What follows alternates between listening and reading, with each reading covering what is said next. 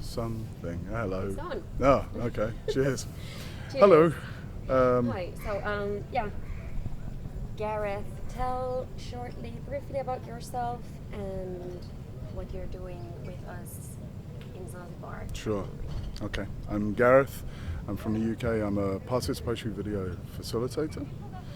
Have been for 11 years now, and I'm currently Director of Programs at InsightShare's. InsightShare's is a small UK-based social enterprise specializing in participatory video. We are a small organization with global reach. We undertake participatory video projects all around the world with all different communities, looking at different issues and helping them to explore those issues and devise community-based solutions to their problems using video. Thanks. We've been doing actually participatory video here today with the workshop attendees. So what have you been doing and why? It's really been an opportunity to introduce the tool. We've not been doing participatory video as such, but we've been experiencing some of the tools, some of the exercises. I wanted to give the guys who were coming here from the different UNAs and the different CSOs that are represented here, I wanted to give them an opportunity to experience a bit of what it's like to be a participant in a participatory video program. For them to get a broad understanding of what participatory video is about, and crucially what it isn't. It's not filmmaking, it's not documentary making, it's not going into a community and filming the community.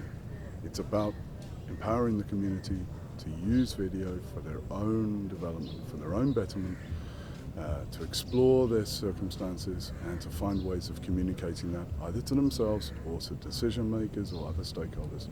So that's what I've been trying to share with the 30 plus delegates here at the workshop, and we've seen some examples, and I've been joined by my colleague Jamima, who's an InsightShare associate based in Kenya, and she's been sharing some of her experiences, so how she first came into contact with participatory video back in 2009 as a participant herself in a project that we ran with the Maasai community near Oltepesi in the Rift Valley, and since then becoming a facilitator herself, and some of her experiences of working with her community using participatory video and taking those videos and sharing those with an international audience. So together we've been trying to give a sense of what it's about and what's possible. Why is participatory video important, and for what can it be used? It can be used for a very wide variety of applications, but it needs to be used wisely and judiciously. It's not the answer to every problem that we have. It's not a golden bullet that's going to solve every community's issues. If it's used carefully and if it's used judiciously, then it can help to overcome barriers that people face, be that barriers in understanding between different parts of a community or a different community, be that barriers between communities and stakeholders or decision makers. Participatory video is used for horizontal sharing, so for example, farmers to share innovations or experiences with one another. It's used for advocacy, so for example, for midwives to make films speaking directly to the Tanzanian Parliament, as they did through a project of ours many years ago, advocating for an increased provision of midwifery. It's used for monitoring and evaluation, so to enable beneficiaries of programs to document their stories of change, their experiences of programs, and to be able to communicate that directly to funders or directly to organizations that are implementing programs. Participatory video can be used simply as a reflective and therapeutic tool, so as a way for groups to share with one another their experiences. For example, women who've experienced domestic and sexual violence, as we've worked with in several locations, who've used video as a way of sharing and reflecting back on what's happened to them, but not for screening to others, not for changing anything apart from themselves, just a little bit to reflect back and share with neighbours and to understand their shared experiences of them. So participatory video, PV, it's used in a whole different array for a whole array of different purposes. But as I said before, it needs to be targeted well. So I sometimes say if all else fails, then maybe participatory video can help. It's not quite like that, but it's really an excellent tool for certain circumstances and situations. My last question is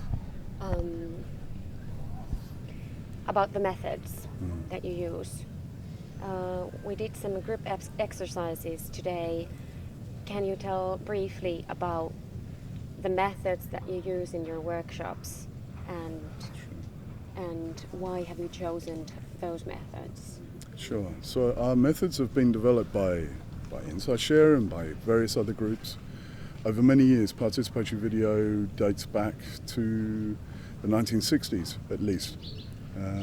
So those methods have been developed particularly amongst the practitioners working within the international development field. And they combine other participatory learning and action tools, and they follow the pattern of a lot of participatory practice. They are non-didactic, they are experiential, they're action-based, and they rely on a process of action, reflection, and action.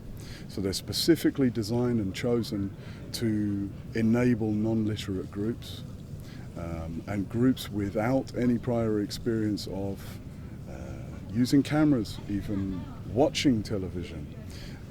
So they are designed in a way to break down fear, to break down barriers, to equalize groups, and to ensure that even within a group itself, everybody has equal access and equal participation. So we place a lot of emphasis on ensuring that everybody can participate fully. Everybody can have an opportunity to guide the videos that they're making, that power doesn't congregate around a few people. And by that I mean control over what's filmed, how it's filmed, and who's filming it, or who's saying what, or who's being interviewed about what, who's asking the questions, who's answering the questions. We try to make sure that those are shared equally. So we use a variety of exercises to enforce an equitable and participatory structure, and we try to help people learn through games and exercises that anybody can take part in, if old or young, able or disabled, literate or illiterate. It's really, there are a few barriers to being able to participate in this kind of program. Thanks. And just finally, and I promise this is my final question, give an example of participatory video. You showed us material from Bantu and Batwa communities earlier today. So please give an example of successful or memorable project that you've been involved in terms of participatory video. Okay. I'll give you an example from Tanzania, and I mentioned it a moment ago.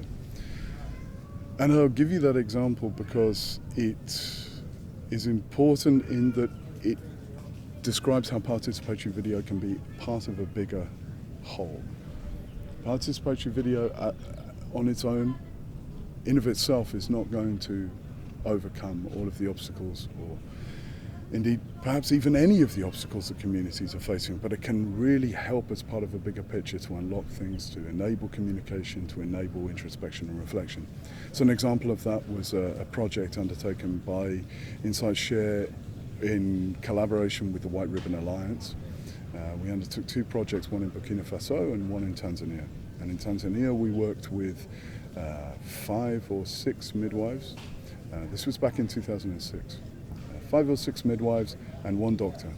And we went through a long participatory video process for them to be able to make a film about the challenges that they face as midwives, as doctors.